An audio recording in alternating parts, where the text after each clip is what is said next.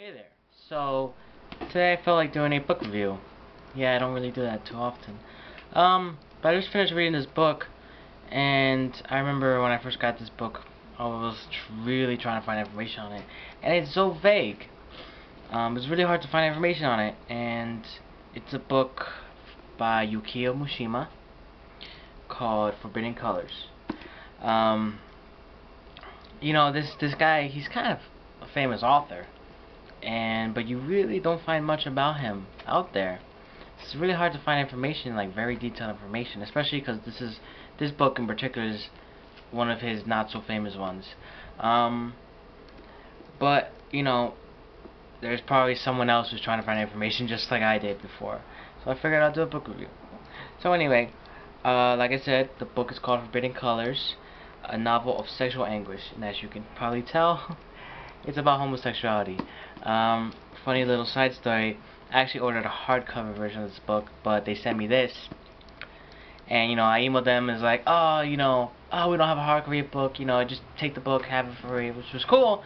But then it's like, great, I'm walking around with this book, and then people are gonna see like two naked guys. What are they gonna think? But I didn't care. So let me read you, I guess, the little title here, or a little preface right here. An invitation to the world of homosexuality as presented by Japan's finest, undoubtedly one of the world's finest authors. So thoughts on that particular sentence. I mean, obviously I'm not Japanese, but I kind of don't believe that this book was very accurate on describing homosexuality in Japan. I mean, there's just certain things which, I mean, when I think about the gay scene, here, like back in the 70s, and this book is around that time as well, probably seven or maybe 60s. Um, he just, or actually maybe even 50s, but whatever. Um, you know, there was a lot, it's a lot of crazy stuff going on, but some of the stuff the people do here is just really outrageous. I think this story, Yukio was just trying to get more of a message along rather than accurately trying to portray homosexuality in this book. So if you're trying to discover that aspect of the book, I don't think you're really going to find it. So the point of view, this story mainly covers the point of view. I mean, there's multiple characters and takes the point of view of most of them. But the two main characters are Shunsuke and Yuichi, with Yuichi being the main person. Yuichi being the gay guy, and Shunsuke being like his mentor. I don't want to go too into the plot here, but basically, Shunsuke is a grumpy old man who's been, robbed, been screwed over by women a lot of times, and I mean, it happens.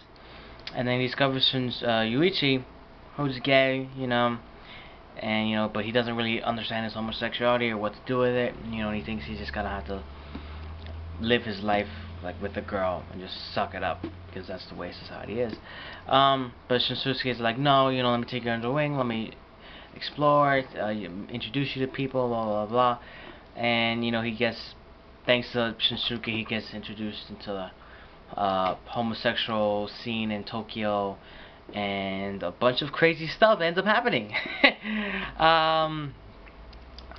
It it's kind of cool because I like that they didn't just stick with Yuichi's point of view, and that they go through various different characters, and it works. Sometimes I felt like sometimes they would introduce characters which were kind of like, they were important for like 20 pages, then they were completely forgotten.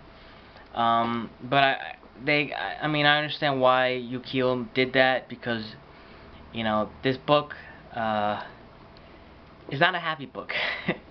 It's really rather depressing, and I'll probably get into that more later on. But let's just move on for now. The writing style. I think the writing style is not for everybody. It could be a bit, it's Japanese, so obviously Japanese, are gonna write differently, and you can't do a really good English translation no matter how hard you try. And sometimes it became, his writing style was really unique because he's very metaphorical, likes to use a lot of symbolism and everything. But at times it's like, alright, just cut to the chase. I remember there's one time where they're like, for lack of a better term, they're at a gay bachelor's party.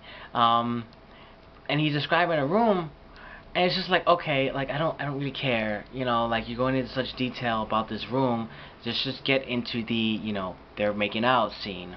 Yeah, by that time, that was like in the middle of the book, and by that time, the appeal of, oh, this is amazing writing style, because it is a unique writing style, kind of just wore away.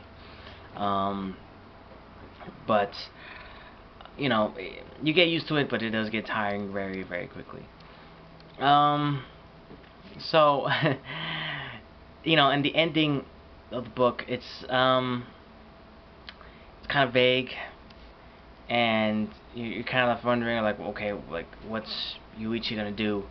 I mean, the way I interpret it, try not to spoil it, but if you have read the book, I think he did what Shunsuke did, which, I mean, given how they evolved over the whole book, it would make sense. So, okay, the question is, did I like the book? Well, to answer that question, you gotta go into, like, who should read this book? This book isn't for everybody. Just hold on. Oh, very sorry. Very sorry there. Just checking something. This book isn't for everybody. It's a really depressing book.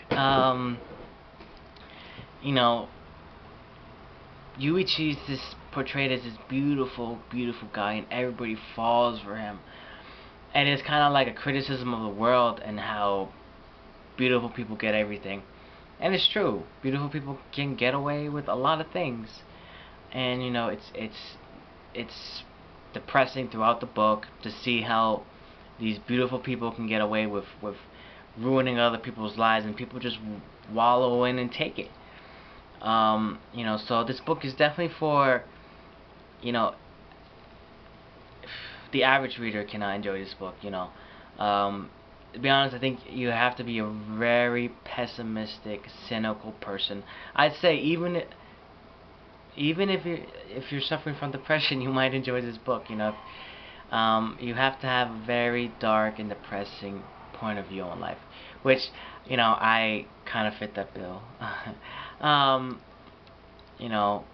And because it's just if you're like, oh, the world's beautiful, you're gonna get turned off by this book, completely get turned off by this book. So did I like the book? Yes, I did, but I liked it because it's realistic. It's because it's true. What happened, what goes down, and it's too realistic. That's the problem. It's so dead on that you just hate it, but you're like, you know what? You can't really hate it because there's nothing wrong with the book. You know what I'm saying? So it is a very good book, but again, you have to have a certain mindset. I'm trying to think of a book. If you enjoyed 1984 by George Orwell, or oh my gosh, the guy who wrote Brave New World, whatever his name is, that book, or Island. A couple of Joseph Conrad books were pretty depressing, where it's just like the protagonist just died a miserable death, which, it's very realistic because most of the time things don't end happily. This is the book for you, but if you're into like, happy, everyone smile at the end, movie ending, definitely not for you. So, it's a great book. It really is. It's hard to find information about this guy, and well, maybe not about this guy, but about his works. And I think it's just the fact that a lot of his works are just so ridiculously dead-on accurate about how disgusting society is, and how double-edged and hypocritical it all is, that it turns a lot of people off. But for a very mature reader who can see through the darkness, and understand how it works, and just lives through it, and just muddles along, you're going to enjoy the book. So yeah, you know, definitely check it out. If you're that type of person, check it out, and you will enjoy it. And I'll probably read a few of his other books, but I do have to take a break because this stuff is really depressing. Just so you know. So thanks for watching, guys. Take it easy.